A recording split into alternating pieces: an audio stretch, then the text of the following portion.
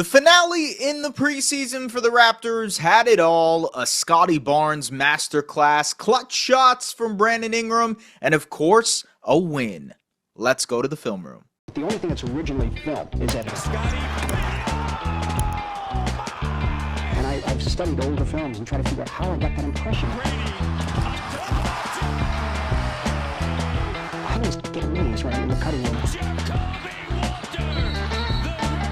The unique thing about film is an art form exactly. is the editing.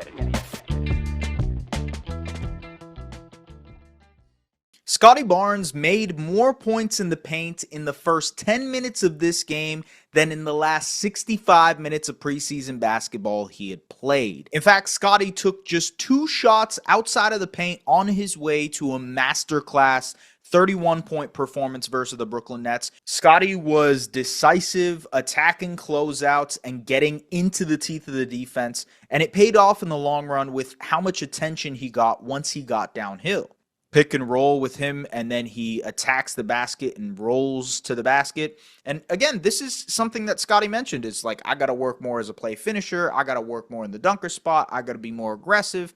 We saw that tonight in the preseason finale. Just a tenacity as a help side rim protector. Look at him getting involved, getting his hands in the action here for a steal. He had 4 stocks just in the first quarter. Does a great job here. Early work, gets the smaller Nolan Traore on him. And then watch. Because he is getting into the paint, because he is actually seeking out the attention, he creates this wide open driving lane for RJ Barrett. This time working in the dunker spot off of the Jamal Shed drive, pound dribble, and then finishes with the dunk. Again, early seal here for Scottie, gets the mismatch. Yegor Demon just outmuscles him to the basket. Scottie was also really good in transition, didn't settle for his opportunities, constantly got to the basket, and again, used his physicality. This was the one mid-range jump shot that he made, and it was attacking a closeout, attacking a tilted defense. Back with the defensive monstrosity that he was, blocking this shot. And then the great thing is he blocks this shot, gets all the way downhill, and finds a way to impact the game in transition too. Another thing that comes with the fact that he was so aggressive physically, he took 12 free throws and he made 11 of them. So that's another aspect that you can add to his game if he's this physical all the time. Is able to get downhill and finds Mamu for the pass. Again, paint touch equals attention equals a good pass for a really great passer. More of that here. So early seal for Scottie as he gets in transition, finds the smaller player, gets him in the post. Great job of recognizing the pass to RJ. And this is night and day compared to the rest of the preseason. Watch how physical he is in transition. Goes into Nick Claxton for the finish. All night it was like this, just getting downhill, barreling his way to the basket to draw fouls, and it was really, really well done. And this is sort of an amalgamation of it all. Scottie great in that short roll area, finds RJ for the easy one.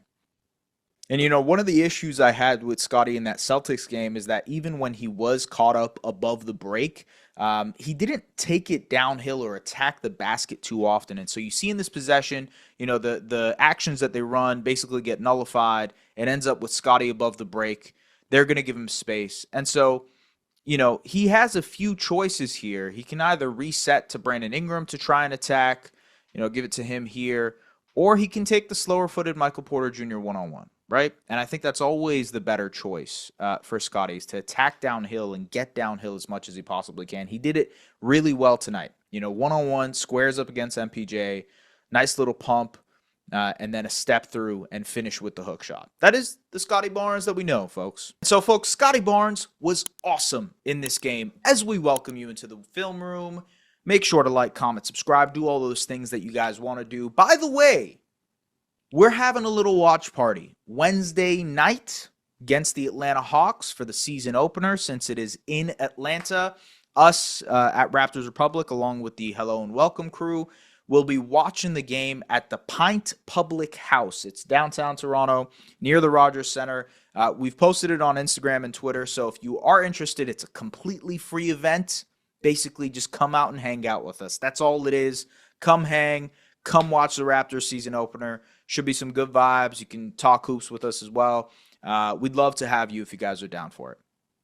Scottie Barnes was awesome in this game. Absolutely electric in this game.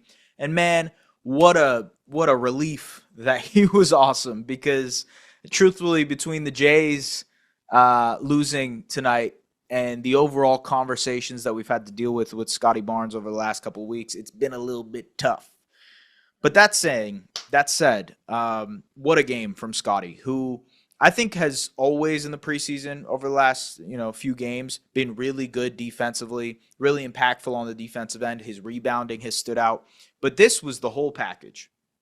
Tonight was the all-star, future all-NBA version of Scottie Barnes. And look, I'll preface everything tonight by saying it was the Brooklyn Nets. Not a good team. Probably won't be a good team this season. You should be able to take care of business against this type of team. They're also a smaller team, with all respects to Nick Claxton and, Clowney and Day'Ron Sharp and whatnot. Those are they're not your huge Rudy Gobert, Joel Embiid, Nikola Jokic, Victor Wembanyama, Chet Holmgren, even Kristaps Porzingis for the season opener. They aren't these huge, massive rim protectors that you're scared to go inside to. So that probably helped in the physicality department, no question. We've seen Scottie take advantage of smaller teams in the past, and you got to be able to take advantage of who you're good at taking advantage of when it comes to basketball. That's part of the game. But it was good to see him do it, because you had to see a proof of concept here. You had to see that there was some sort of understanding. I think more than anything in the preseason, what had gotten lost was all right, has the process been tossed out the window? Because the words are not meeting the actions from what he was saying in press conference, at least from my perspective, from what he was saying in press conferences and during media day about how he needs to be more physical and how he needs to be working in the dunker spot as a finisher, et cetera, et cetera. And we had seen none of that up until this game. And I think this was just an exceptional, awesome version of Scottie Barnes. I hope this is the version that we see consistently. I think this is the version the Raptors will need if they want to reach their goals this season. And I know and I understand that matchups are really important. They especially are for a player like Scottie, who needs to use physicality to his advantage. And so you won't always have that physical advantage to you. But that is when you can start to incorporate the mid-range repertoire. That is why that is a counter to the real thing you were trying to do consistently. And so what you saw tonight should be plan A, right? Plan B is work. Actually, honestly, plan B is probably also some version of this, but a different form. Darko Rajakovic and the coaching staff will find different ways to do that. And then plan C is it's all right, I can get downhill, but I can also settle into that mid-range fadeaway once I do get downhill. Or I can keep getting downhill and attacking closeouts and get 12 free throw attempts. I think Scottie gets a level of respect from the officials because he's been a former All-Star. He could get to the line a lot if he's physical like this. I think that's the important part. And the way the Raptors positioned him, I thought today was much better.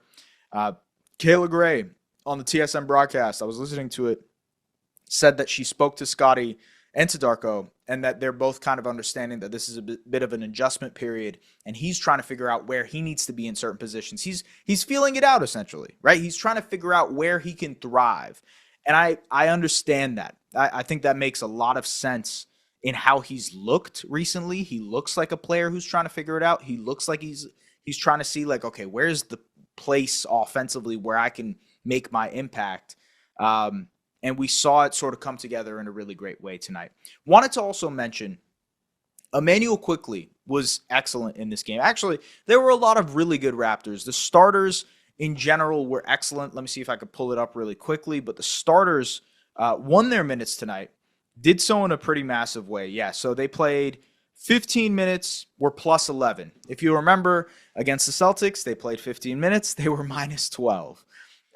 Much different in terms of their offensive output tonight. I thought they were much more structured offensively. I thought some of the guys knew where they were going. I will have a specific Telestrator moment for you after I break down quickly talking about some of the spacing principles the Raptors enhanced tonight compared to what you saw versus Boston. But the starters in general were awesome. Brandon Ingram had 2 massive clutch shots in the fourth quarter to put this team away. This was welcome home Brandon Ingram night. Jakob Poeltl left the game with lower back stiffness. That back has been dealing with him this whole preseason. Hopefully he's okay. Hopefully he's good for the Hawks opener. But he also had a really good game, and part of that was his connection with Immanuel Quickley. Let's talk about Quick, because I thought this was a superb game from him. Immanuel Quickley ended up with 18 points, and he knocked down 5 threes in the process. Him making threes is like water in the desert for this Raptors team. It opens up so much for them in terms of what they can achieve offensively. But I also thought his overall pacing and connection in the pick and roll helped open up a lot of his teammates. He had 10 assists tonight. Some of those were in transition, easy ones. But I also thought that generally he was really good at operating in the pick and roll area. You see this play here, pick and roll with him and Jakob Poeltl, and he just finds a nifty pass to Yak for the finish. Does a good job of getting downhill here on this play, on this fake dribble handoff, and finds Yak. So Raptors will run this type of action a lot, flex action, and so it involves Quick. You know, the defense thinks that it's going to be an inverted pick and roll with Quick and BI. Instead, Quick is going to go and set a screen for Scottie here. Scottie pops out, becomes the screener. And then what Quick will do afterwards, as we kind of press play and see what happens, Quick is going to work in action with Jakob. It could also be for RJ. Like he could technically, RJ could come and set a cross screen from him here, and Quick can pop out here to this area. Instead, though, what the Raptors do is they run a pick and roll with Scottie and BI, right? At the same time, they run a pin down for IQ to pop out to the corner, and MPJ falls asleep. IQ knocks down the 3. Good Raptors offense right there. This was just a wild pass in transition that he got through, so he was really feeling it as a playmaker tonight. Little staggered screen play, 77, and so he uses it to attack, put the defender in jail, and call and force a foul. And again, the catch and shoot shot making was really important because it forced the defense to key in on him a lot, and he made them pay with the shots themselves. And so the combination of shooting, the combination of secondary playmaking that IQ had was really, really massive in this game. I thought he was excellent. And I'll go a step further. I think he's been really good in the preseason. Now, the shots haven't fallen, truthfully. He hasn't been aggressive in certain games, especially in the first couple of preseason games. He wasn't necessarily the most aggressive player, but I think he's adhered to what this team needs defensively at the point of attack very, very well. He fits into the identity of ball pressure for this team in a major way. I think he's looked good defensively. I think tonight was the playmaking pop that I noticed. Obviously, the shot falling was important. The shot falling is continuously important for a guy like Immanuel Quickley, and he'll need to do that. But I think he's been pretty good in preseason, man. I think him and RJ. RJ also had a great game tonight. 25 points, knocked down 3 threes, dominated in transition, really played well in his role, and that was sort of my point. RJ and IQ have really adhered to their new roles extremely well. Scottie was sort of the outlier. He had a good game tonight, but those two from the jump have sort of very quickly acclimated to what life with Brandon Ingram will be. And I think the fact that they've played with stars before, you know, they're kind of used to, for a lack of better words, dealing with ball-dominant players in Julius Randle and Jalen Brunson. You know, they kind of know the system in terms of like, all right, we know we got to play off of this guy. And I think they did really well. And for what it's worth, they still had their on-ball opportunities. Quick especially had his on-ball opportunities. And I know there's a lot of Quick skeptics, right? I think I was really high on Quick once we traded for him. I've definitely I've lowered my expectations. But I think he's in for a pretty good season playing off of these guys. And I think this version that we saw tonight was sort of the goal on a night-to-night basis for him to get to this level. But he was really good. I thought he was superb. The shot making was massive, and the playmaking was an extra punch. Why the Yakapurtle IQ playmaking is so important is because it gives you another source of offense, right? This Raptors team is not good in terms of half-court offense yet. I don't think, truthfully, I don't think they're going to be a very good half-court offense at all. I think they're going to rely on their transition game. They're going to basically bake in the fact that they're trying to be a dominant transition team, and that will fuel their offense.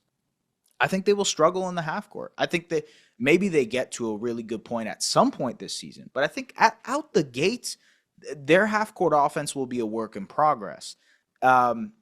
Having IQ and Yak as a source of half court offense outside of Brandon Ingram, which is the main source of half court offense, is awesome, is exactly what you need. I think of so last year, again, I cover the NBA on top of the Toronto Raptors, right? So that is the main gig. Last year for the Houston Rockets, their main source of offense was either Alperen Şengün post-ups or Alperen Şengün pick and rolls with Fred VanVleet or with Jalen Green.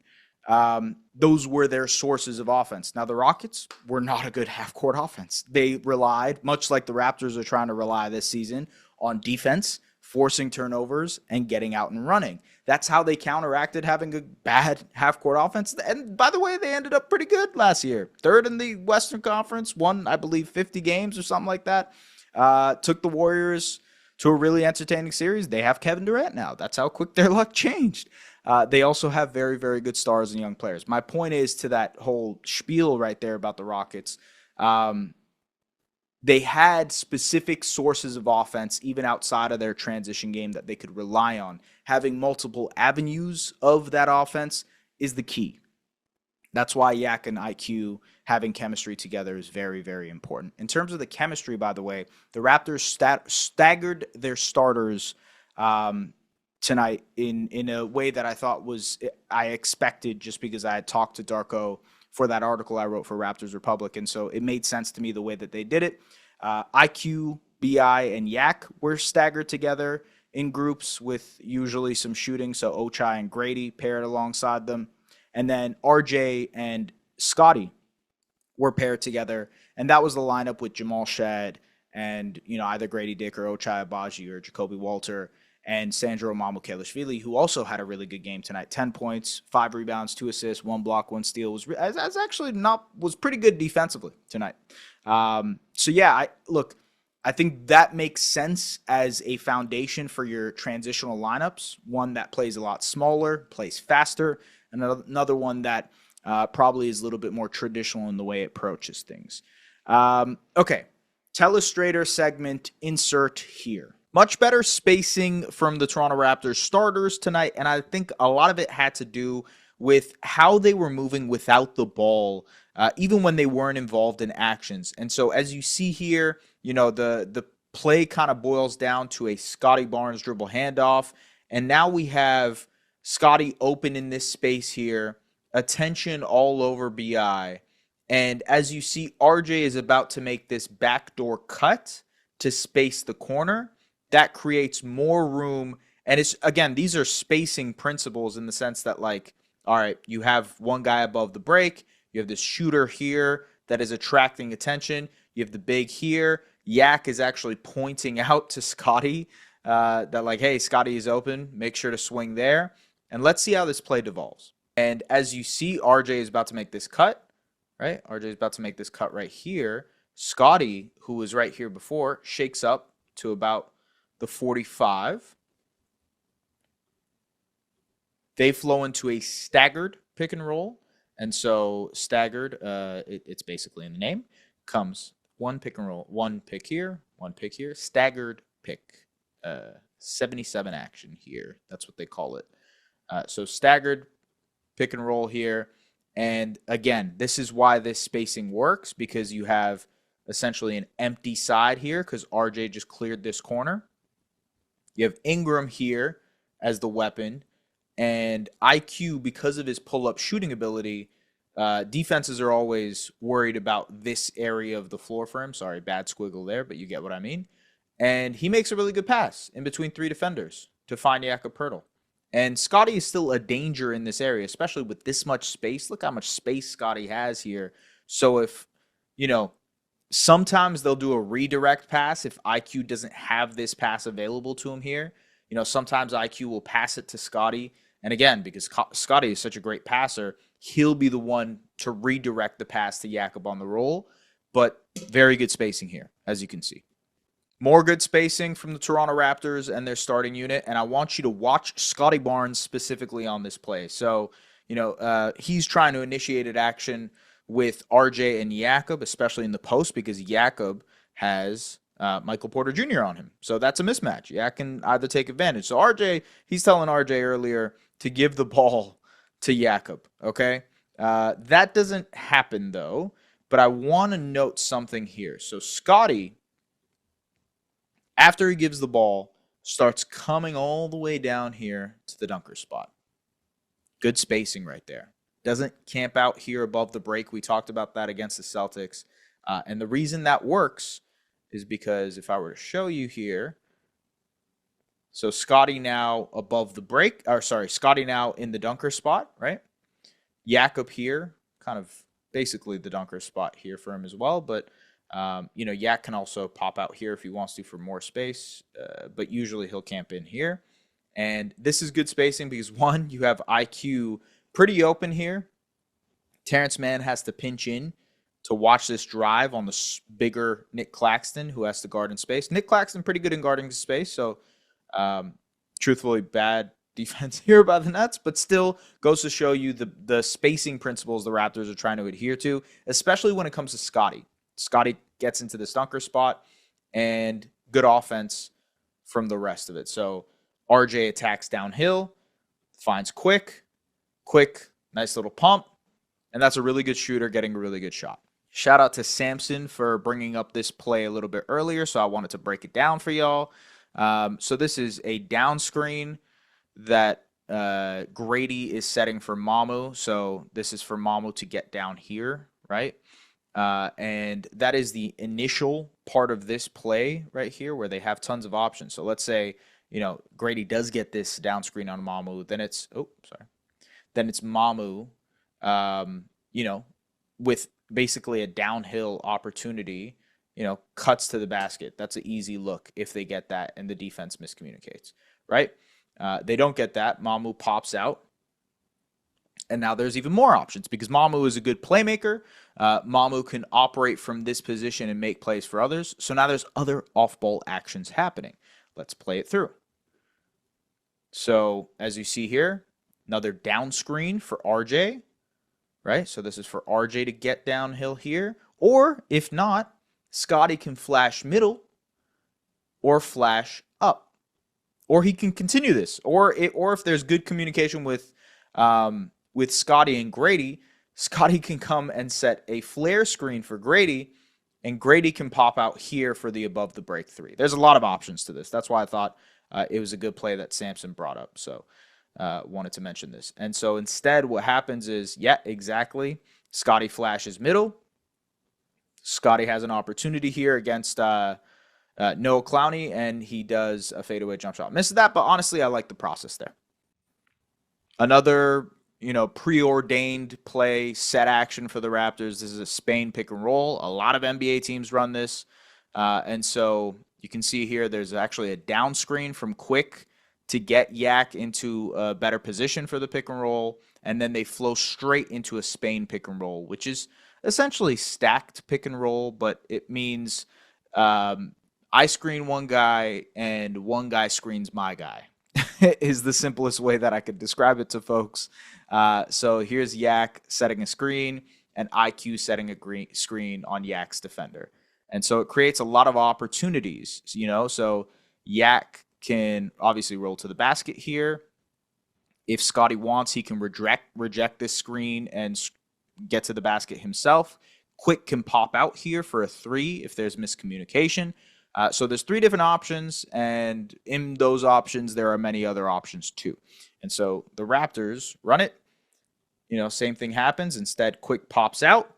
Because Quick is a good shooter and dying moments of the second half. The Nets don't want to give up a good shot. Quick probably could take the shot here, to be honest with you, but instead seeks the attention, kicks it out to RJ Barrett, who bricks the three, but it's all right. RJ's been shooting well from preseason. The Raptors run the same play in a very close moment of this game. It's clutch time, and so they run a version of a Spain pick and roll here where RJ kind of flashes instead of setting this screen, but they flow into a pick and roll with Scottie and IQ. IQ gets downhill, sends it out to RJ above the break. And now one of the great things about this play is that Scottie has a mismatch. Ben Seraph is on him in the post. And so, hey, give Scottie the ball here. This is a great opportunity. And Scottie did a great job of working in the post all night. He just takes number 77 downhill, finishes, and one. And this play right here is an amalgamation of a good Immanuel Quickley game and a good Scottie Barnes game. This is the type of attention they receive when they are feeling it like they are offensively. And so in the pick and roll, Nick Claxton is basically either showing at the level of the screen, and he is going to show and then recover out to Scottie Barnes. You'll see this in a second. So he'll show on the screen, right, and try to recover out to Scottie Barnes, who's rolling.